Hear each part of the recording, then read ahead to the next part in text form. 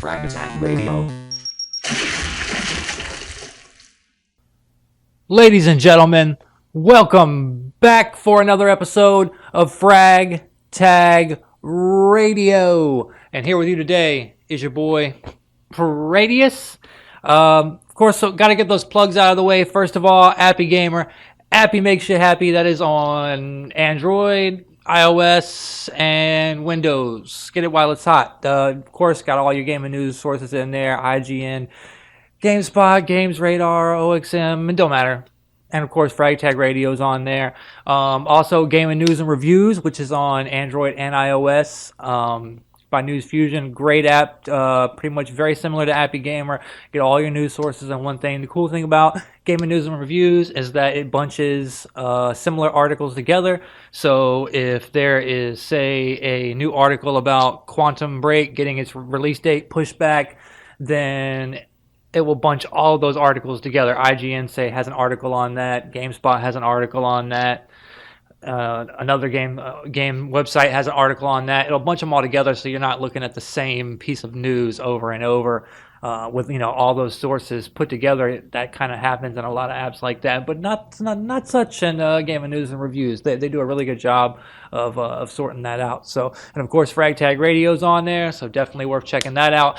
And Game On, shouts to Troy, is on Windows Phone and iOS. Hopefully we'll have an Android version of that eventually. But if you're on Windows Phone, there is no other good game and news app to get. I mean, Game On is the number one game and news app on Windows Phone, most definitely, and is possibly the best on iOS. It's definitely up there in the top on iOS as well. So check that out. You can also catch Frag Tag Radio on our website, fragtagradio.com, Twitch, Twitter, YouTube, iTunes, TuneIn, Stitcher, everywhere. And with that, we can get right into the episode. So I just been playing the Plants vs. Zombies Garden Warfare 2 beta a little bit. Wanted to talk a little bit about that, as well as a bunch of new Warframe stuff coming up. So let's get right into it. Plants vs. Zombies Garden Warfare 2, like I said, I've been playing the beta. My first impression with it is that the gameplay is largely unchanged from Garden Warfare 1. It almost feels like it could have been an expansion for Garden Warfare 1 because the gameplay is exactly the same. Graphically, it might look a little bit better, but it really looks pretty much just about the same as well. They do have some new plants and zombies in there, of course, to mix it up. They've got this zombie that's like inside of a mech, which is, I guess, it's like a shout to Titanfall there. Of course, with the Garden Warfare, this is supposed to be like Call of Duty Titanfall-ish, but with Plants vs. Zombies. So, as that makes sense. But that's pretty cool. It can, of course, take a lot of damage, moves a little bit slower, it looked like. All the usual characters are there, the sunflower, the cactus on the plants, the foot soldier, and the crazy mad doctor looking zombie for the zombies, the big football jock looking zombie dude. They're all there. Some of them, or a lot of them, got makeovers and look a little bit different. Some of them drastically different, some of them just a little bit different. As far as what's new, from what I saw, instead of picking multiplayer, split screen, co-op, that type of stuff from a regular menu, they've created like this hub world type of deal where you're either on the plant side or the zombie side. And I believe you start out on the plant side as the sunflower, and then it drops you into the sunflowers side of the garden, and you can walk around up to objects. Each object has a little icon over it. There's one for split screen if you want to split screen with your friends. There's one for multiplayer if you want to go into the multiplayer. There's one for missions if you want to go into missions. There's like a bulletin board where you can pick up little challenges to, I guess, gain XP or unlock more plants and zombies. And there's a couple other little areas there you can go to and select different things as well. Probably like extras or art gallery type of deal. And then there's also a garage, which is like open. If you go up to it, it's like play the full game to find out what the hell this is. So, not sure what's going on there. I'm guessing it'll be some sort of mission based type thing. It actually starts out in a little, almost felt like a campaign mission, but it was, I guess it was more just like a tutorial showing new players who didn't play the first Garden Warfare how things work. Um, Now, if you're on the plant side, you're only, in a colorful, cheery side of the garden, access your health stuff from there, or you can walk up to it's like a advertisement, join the zombies or whatever, and if you go there and hit that, then it'll turn you into a zombie, and you're over on the zombie side of the garden, and you're in their little hub world or whatever. So that's different. The missions and challenges I was talking to you about, those are look to be something kind of new for the game where I don't know if there'll be just challenges like get so many kills. Of course, they did have those in there. I saw those, or killed this type of zombie or this type of flower or plant or whatever. Get this many headshots, whatever, use this many abilities. And then the missions, I don't know if those will be more in depth or if they are going to have like some solo campaign style type missions. I really hope they do, because I think that Plants vs. Zombies, while the multiplayer is terrific, I mean, like I said, there's not a big change from Garden Warfare 1, but there doesn't really need to be, because Garden Warfare 1 nailed it so well. I loved playing Garden Warfare 1's multiplayer. Still do to this day.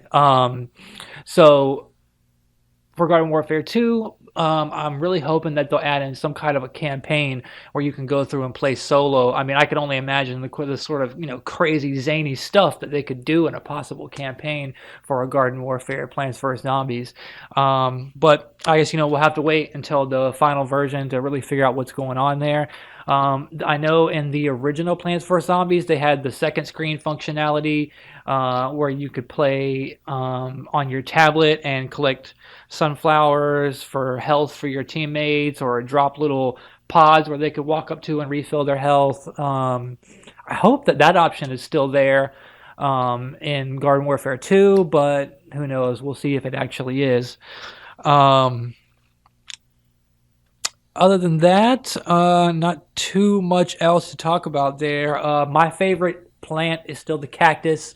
I did use the sunflower, which is like the rapid fire. And normally I like the rapid fire classes, but it's just not power. The sunflower just isn't nowhere near as powerful as the cactus. The cactus is like a one-shot rifle type of deal, but it's very powerful. And even though you're one shot, and after one shot you take people out very, very quickly, much quicker than you would with the sunflower. I don't know if they need to do some balancing there and kind of buff up the sunflower a little bit so he could be on the same level as Cactus and other characters in the game. On the zombie side, the little foot soldier dude with the rapid fire machine gun zombie, he does decent damage, and that's who I was mainly using on the zombie side. Although I occasionally switch to the big football jock looking zombie dude. He's pretty cool, fun to play with.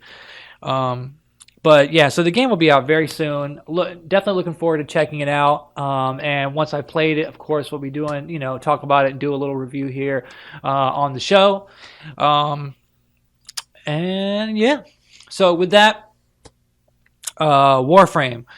As you know, we talked about the second dream and all that coming to console on the last episode. The new update is in certification right now on both Xbox One and PS4. It will hopefully be live by the time you see this episode. If not, it should be very, very, very soon. Certification usually takes about a week, so I would imagine it would be up this Friday or early next week at the latest. I really hope it's up this Friday. Which will have the new Warframe, Neza or Nezha, or somebody was telling me that it's actually pronounced Nija, but I don't know.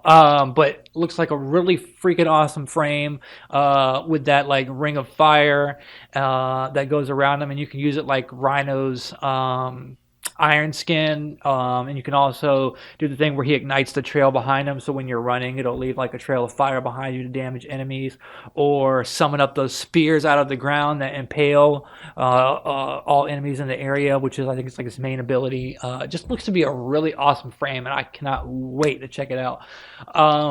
Also, there will be a few new weapons. I think one of them is the new sword. Um, and there was another new weapon as well. I can't remember what the other one was. But yeah, there'll be a couple new weapons, maybe three. I know at least two new weapons, plus the new frame. We won't be getting the Trinity skin on consoles in this update, but that will be next update for us. The Trinity Deluxe skin is actually up on PC right now, and the Banshee Deluxe skin will be coming soon. So of course we got that to look forward to as well. They talked about a lot of stuff on the most recent dev stream from this past week, which I want to talk about. If you didn't watch the last episode, we talked about a couple of things. One being that they're going to be adding some new NPCs to the relays this year and making the relays more of a cool place to go. Because right now, the only real reason to go to a relay is to see Barrow Katir every other week. And he's been pretty disappointing lately as well.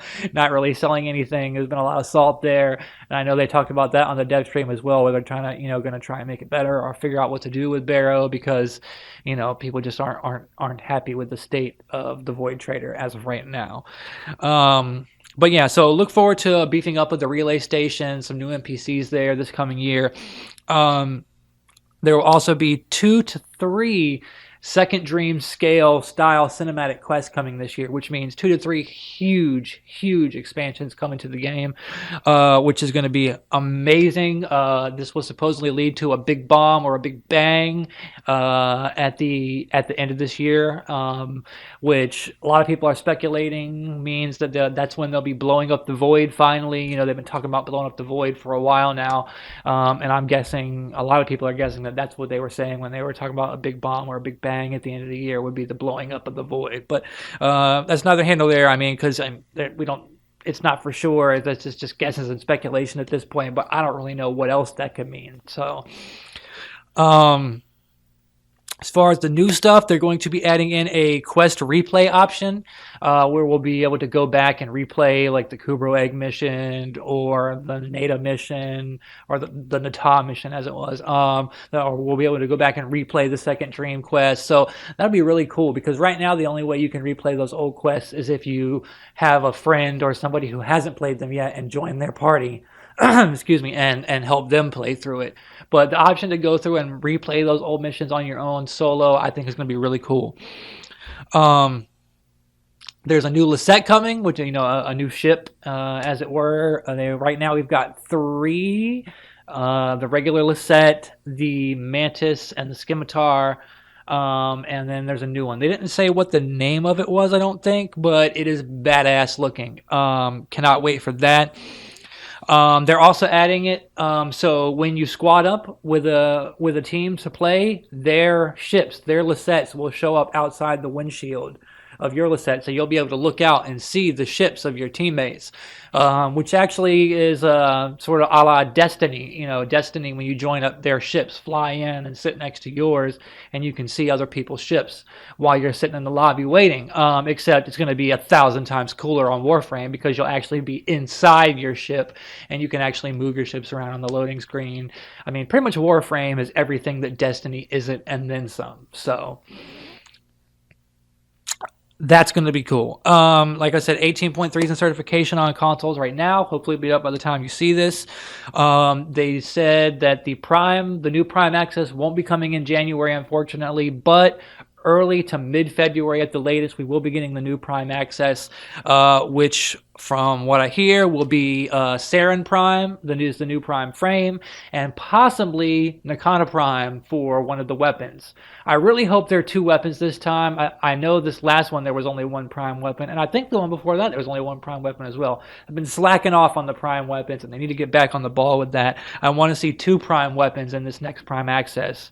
Hopefully Nakana Prime is one of them, and it's not the only Prime weapon. Hopefully there are 2 Prime weapons in this next Prime Access. I'd also like to throw a request out there. I hope that for the new Prime accessories, that there is a new armor set. We need a new Prime armor set. I love my Targus Prime armor. I love my Edo Prime armor, but those are the only 2 Prime armor sets right now. We need a new primed armor set, please. That would just make my year. if you could do that, that would be great.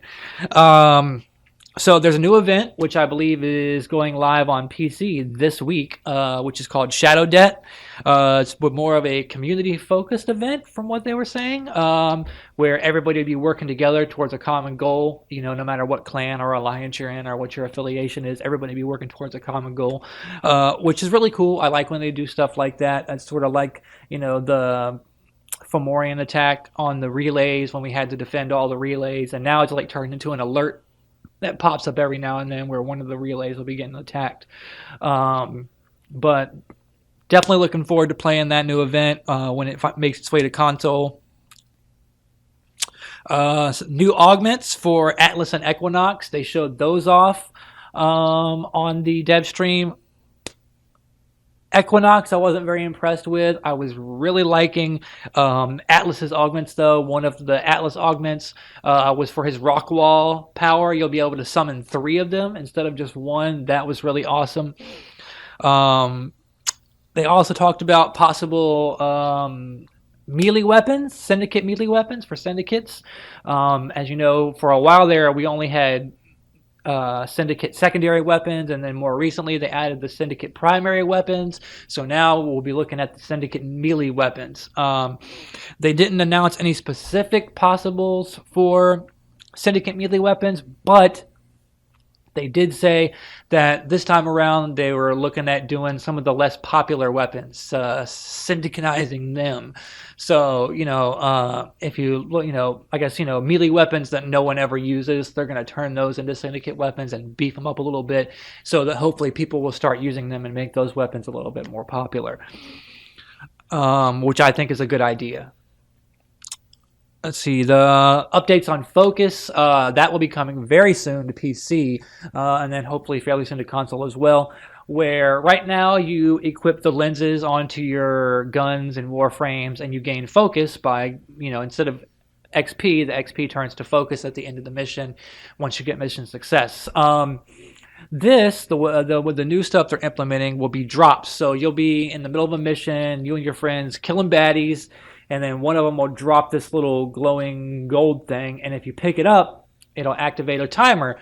And as long as that timer is going on, everyone in the team will be getting bonus focus experience to level up your focus more.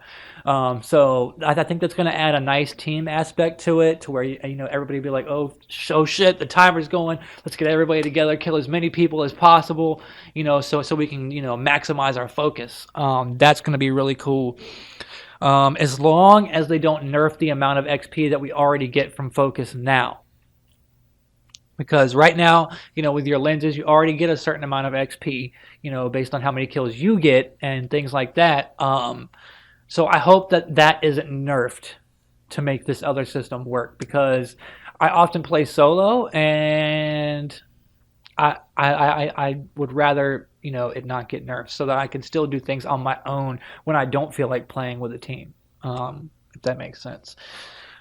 Also, Excalibur Umbra, they mentioned Excalibur Umbra, which is a step up in the right direction, because the last couple of dev streams they didn't even really mention Umbra. But this time they at least acknowledged that people everywhere are asking about Umbra every day. I mean, people are tweeting about where's Excalibur Umbra every day, posting on the forums every day. And it's been silence for the last couple of dev streams up to now. They did at least mention it.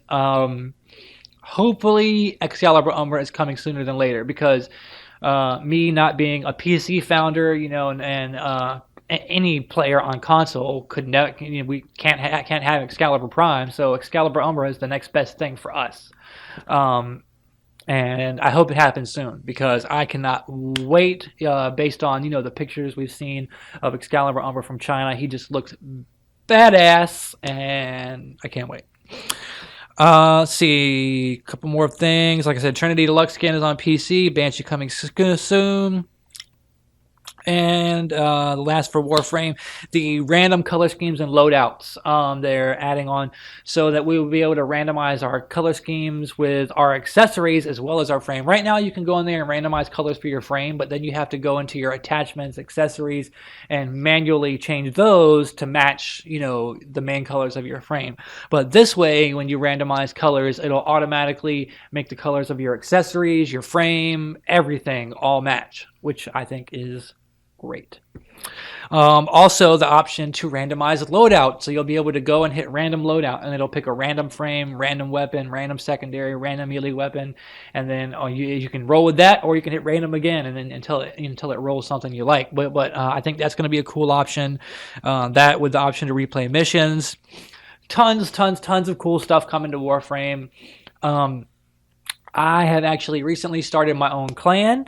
Right now we're called the Evil Smurfs, but that name will be changing as I've just recently submitted a new clan emblem that I spent some time creating, which is like Loki with the lotus emblem upside down underneath them. Looks really freaking awesome.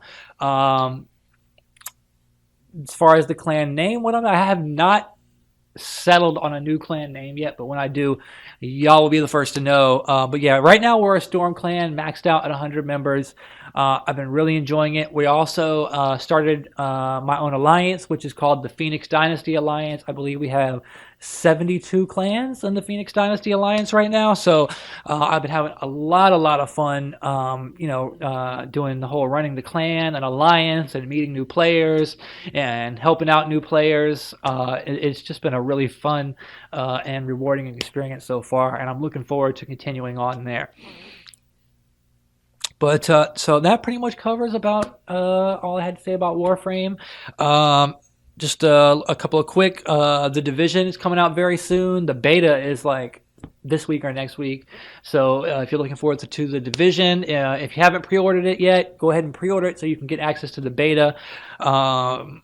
And if you end up not liking it, you can always cancel your pre-order. I think that's a good way of trying the game before you buy it, because since the beta is coming out like a week before the game launches, it's not like they're going to be able to, if you don't like what's in the beta, that's pretty much the final version. Even though they're calling it a beta, whenever someone releases a beta a week before a game launches, that's not a beta. That's giving us a demo so we can try it out right before the game launches and slapping the word beta on there. But whatever.